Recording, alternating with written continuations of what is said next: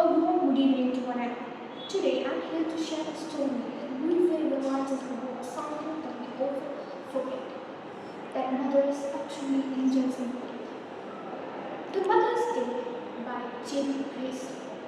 Once upon a time, in a small village in London, lived a woman named Mrs. Pearson. She was a very gentle and loving mother who always put her family first. She worked from day till night tirelessly for her family, cooking, cleaning, serving tea, and waiting for her husband and children to return back home. Her husband, Mr. George Pearson, was a very serious man who always spent most of his hours at the club with his friends. Her son Silver and her daughter Doris was young and full of energy, who always wanted her for their needs. They wanted everything to be very in front of them, their clothes, their dress, everything. One day, Mrs. Pearson was silently sitting in a chair, remembering everything she had sacrificed for her family. She even felt invisible inside for not being noticed about her chores. And her neighbor, Mrs. Fitzgerald, came for a visit. Mrs. Fitzgerald was very strong and bold-headed. She, after sharing her feelings with her neighbor, felt so relieved, and Mrs. Fitzgerald would put your food down and be the mistress of your own house. Never let them treat you like a servant. But Mrs. Pearson said softly, "Oh, I can't.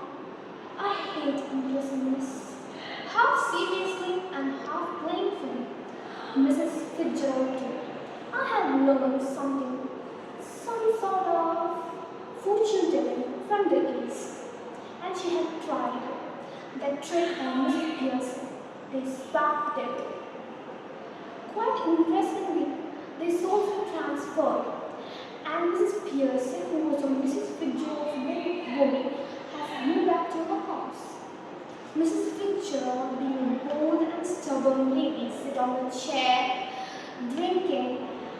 In the evening, when their children came back, they saw, and they were shocked to see their mother, who always was over, was so boldly sitting there and complaining about Doris's silly boyfriend and Cyril asked Cyril to help him if he was hungry.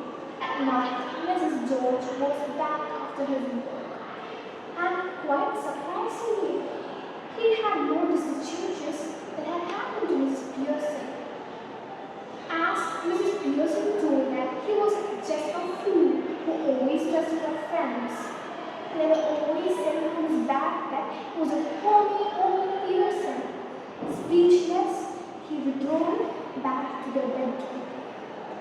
And they were all afraid and frightened, not because Mrs. Pearson was strange, but because they understood her word.